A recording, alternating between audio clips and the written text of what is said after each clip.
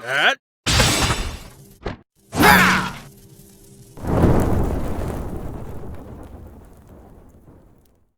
I'm Mr. Mrilovecornbread, and today I'm going to be talking about Xenoblade Chronicles Definitive Edition.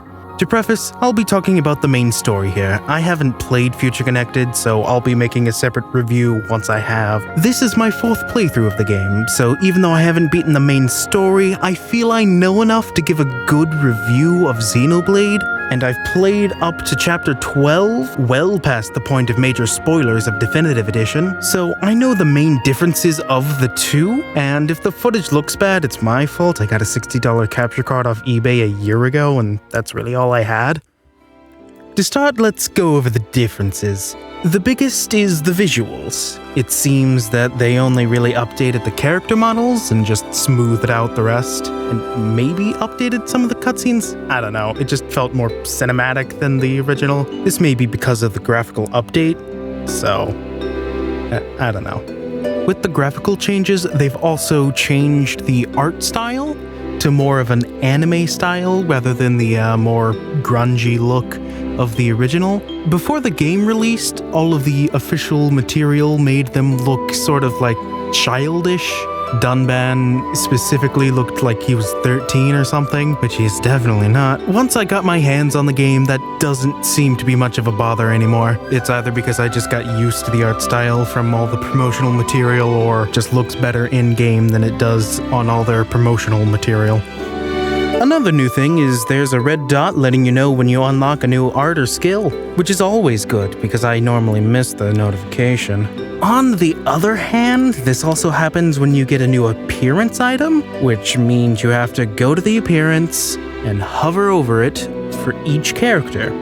Not that bad, right? Well, if you don't check your armor every time you get a new one, this leads to you having to go through every character and appearance until you don't see the red dot of annoyance. This may not annoy you, but I hate unchecked notifications, especially for a feature I don't use.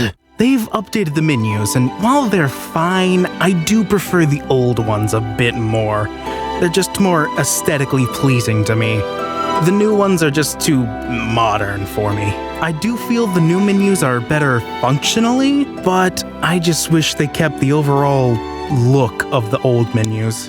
The last major new thing they added was time trials. You get access to them after Tephra Cave, and they're your typical time trial. Defeat a certain amount of enemies. The faster you are, the more points you get. You can then spend those points on items. Nothing groundbreaking. However, they don't fit thematically in the world. The Mechon have attacked your home, and now you must find them and defeat them. But time trial! And they set up teleportation as a thing in this world, which is brought up in the main story as something that characters have never heard of before. This is just a 2 offline with no real significance, but it does lessen the joke for me. Overall, I haven't messed with it too much, but then again, I don't usually care for time trials in games anyway, so your mileage may vary.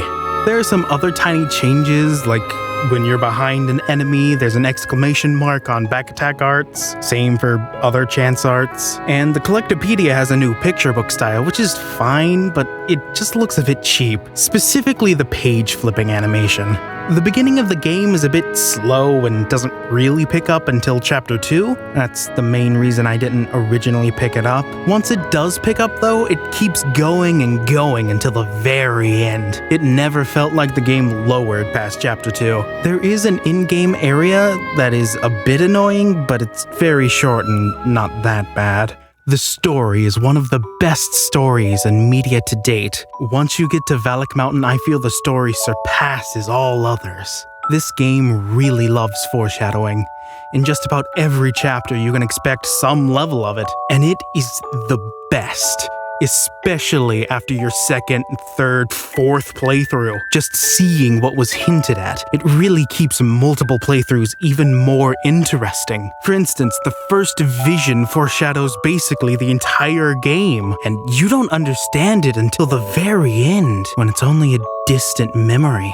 I understand that some people don't like this game, and you're allowed to have that opinion, but Valak Mountain was the point where this game went from good to the best game I have ever played. It even beats Earthbound. That's not a decision I came to lightly either. It was this very playthrough that decided it.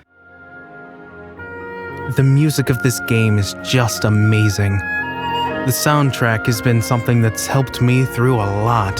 Whether I'm writing a script, doing general voice work, editing some audio, a lot of the things that I do, I just end up turning on Xenoblade's soundtrack. One of my favorite tracks is the Satoral Marsh, specifically the night theme. It's one of the most calming tracks and has helped me go to sleep many a night. And the new remasters of the older songs. They're just so good. Unfortunately, they didn't remaster every song, and I can kind of understand why they didn't, but that's honestly fine with me.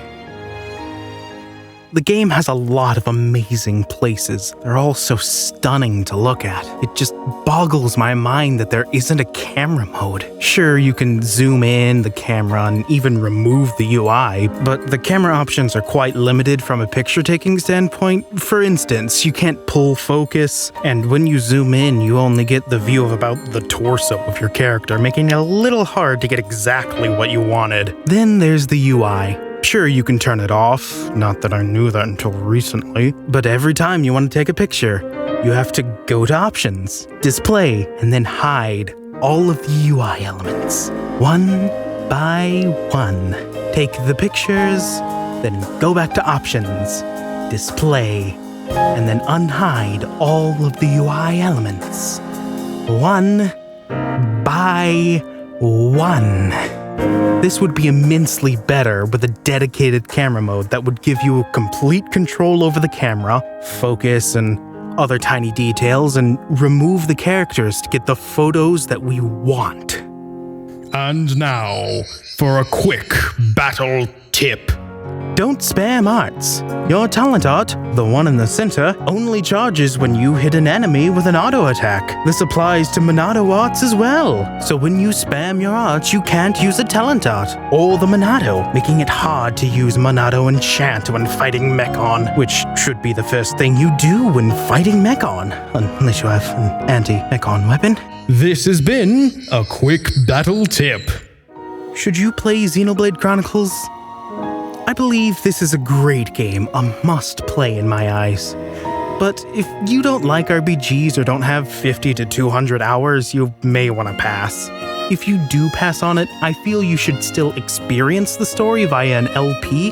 I personally recommend Chugga's LP. It's the most complete that I've seen.